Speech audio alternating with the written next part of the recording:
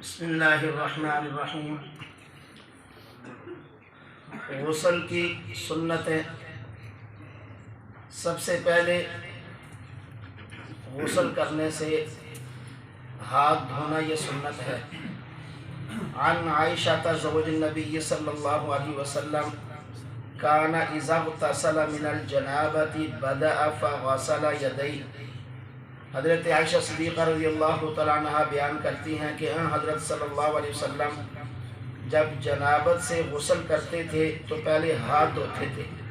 تو سب سے پہلے ہاتھ دھونے چاہیے غسل کرنے سے، پھر استنجا کرنا نمبر 2، نمبر 3 بدن کے کسی حصے پر لگی ہوئی نجاست کو اچھی طرح دھونا، اسے زائل کرنا،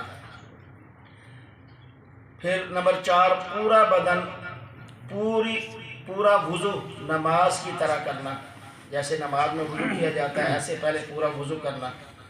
نمبر 5 اپنے سر پر اور پورے جسم پر 3 مرتبہ پانی ڈالنا، یہ سنت ہے۔ اور پانی یوں ڈالا جائے، پہلے دائیں کندھے کے اوپر، پھر بائیں کندھے کے اوپر اور پھر سر کے اوپر۔ اس طرح آدمی گرم سرد ہونے سے بچ جاتا ہے۔ فوراً سر وہ نیچے نہیں رکھنا چاہیے، پانی کے گرم سرد ہونے کا اندیشہ رہتا ہے۔ پہلے دائیں کندھے پہ ڈالیں گے، پھر بائیں پہ اور پھر سر پہ، تو پھر یہ نارمل جسم ہو جاتا ہے۔ اس طرح جب کوئی شخص غسل کی نیت سے کپڑے اتارے تو حضرت صلی اللہ علیہ وسلم کا ارشاد گرامی ہے کہ جنات یعنی شیاطین وغیرہ کی آنکھوں اور بنی آدم کے اعضائے مستورہ کے درمیان ستر اس سے ہوتا ہے کہ مسلمان یہ دعا پڑھے کہ بسم اللہ الذی لا الہ الا ہو، بسم اللہ الذی لا الہ الا ہو۔ یہ دعا پڑھے گا، اللہ تبارک و تعالیٰ اس کے اور شیاطین جو پھر رہے ہوتے ہیں ان کے درمیان پردہ حائل فرما دے گا۔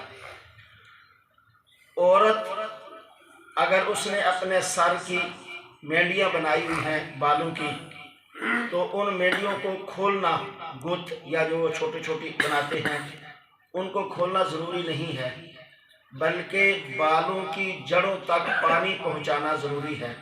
اگر بغیر ان کو کھولے بالوں کی جڑوں تک پانی پہنچا سکتی ہے تو بغیر کھولے بھی اس کا غسل درست اور صحیح ہو جائے گا۔ وقالت عائشة وسألته عن غسل الجنابة فقال ثم تصيب على رأسها فتدلكه حتى تبلغ شقون رأسها۔ مسلم شریف اور بخاری شریف کی روایت ہے کہ حضرت عائشہ صدیقہ رضی اللہ تعالیٰ عنہ کہتی ہیں کہ میں نے حضور اکرم صلی اللہ علیہ وسلم سے غسل جنابت کے بارے میں دریافت کیا تو آپ صلی اللہ علیہ وسلم نے فرمایا عورت کو چاہیے کہ وہ اپنے سر پر پانی ڈالے اور اس کو ملے یہاں تک کہ پانی اس کے سر کے درزوں تک پہنچ جائے، یعنی بالوں کی جڑوں تک پہنچ جائے، اس کے لیے کافی ہے۔ لیکن اس کے برعکس اگر مرد نے لمبے بال رکھے ہوں اور اس نے مینڈیاں بنائی ہوئی ہوں، بعض علاقوں کے اندر کچھ اقوام کا یہ وہاں کا ایک ان کا طرز بھی ہے، ہاں جی، ان کے ہاں یہ عمومی طور پر ایسے کیا جاتا ہے۔ بڑے بڑے جیسے آپ نے دیکھا ہوگا یہ جو حبشی لوگ ہیں ان کے بالوں کے بھی وہ مینڈیاں سی بنی ہوتی ہیں، اور بھی بعض لوگ ہیں ایسے علاقوں کے اندر، علاقائی ہے یعنی علوی لوگ ہیں، کچھ ترکمان کے کچھ لوگ ہیں، وہ ایسا کرتے ہیں، لیکن ان کے لیے مینڈیاں کھولنا ضروری ہے کیونکہ مردوں کی شان نہیں ہے نا کہ وہ مینڈیاں بنائے۔ سنت بال رکھنے تو ہیں کانوں تک یا یہ گردن تک یا کندھے تک، لیکن مینڈیاں بنانا، گت بنانا یہ مرد کی شان نہیں ہے۔ بعض مرد بھی بڑے بال رکھ کے پیچھے وہ ربڑ چڑھا لیتے ہیں، اس طرح کی حرکتیں یہ مرد کی شان نہیں ہے، یہ عورتوں کی ہیں، مشابہت نہیں رکھنی چاہیے۔ تو مرد کے لیے مینڈیاں کھولنا ضروری ہے ورنہ اس کا غسل نہیں ہوگا۔ حضرت ثعبان رضی اللہ تعالیٰ عنہ سے روایت ہے کہ صحابہ اکرام رضوان اللہ تعالیٰ اجمعین نے حضرت صلی اللہ علیہ وسلم سے مرد کے غسل میں بالوں کے متعلق فتویٰ پوچھا تو آپ صلی اللہ علیہ وسلم نے فرمایا مرد کو چاہیے کہ وہ غسل کے وقت بالوں کو کھول دے اور بکھیر دے، تب اس کا غسل ہوگا۔ تو اسی طرح بہت سارے نام نے بزرگ ہوتے ہیں جنہوں نے بڑے بڑے بال رکھے ہوتے ہیں، اور وہ اپنے ایک ویڈیو میں ایک میں نے دیکھا، ایک ہے آدمی اور اس نے بال اپنے کو یہاں سے وہاں تک اور اتنے موٹے، وہ چادر کے اندر لپیٹ لپیٹ کے ایسے لوگوں کو درشن کروا رہے ہیں۔ بیچاروں کو پتہ ہی نہیں ہے کہ بزرگیت اس چیز کی علامت نہیں ہے، یہ تو شعبدہ بازی ہیں اور ڈرامے بازی ہیں، ایسی چیز۔ جب بال کھول کر اس بیچارے نے غسل ہی نہیں کیا ہوگا تو وہ انسان کہلانے کے لائق ہی نہیں، چیز جائے کہ وہ بزرگ کہلانے کے لائق ہو یا ولی کہلانے کے لائق ہو۔ تو شریعت کی تابعداری میں ولایت ہوتی ہے، شریعت کی خلاف ورزی میں ولایت نہیں ہوتی۔ شریعت کی خلاف ورزی کے اندر کوئی شیطانیت ہو سکتی ہے، ولایت نہیں ہو سکتی۔ غسل کرنے سے پہلے اگر وضو کر لیا یا صرف غسل ہی کر لیا، پورا غسل کر لیا، اب وضو خود بخود اس کے ماتحت ہو گیا، دوبارہ وضو کرنا یہ خلاف سنت ہے۔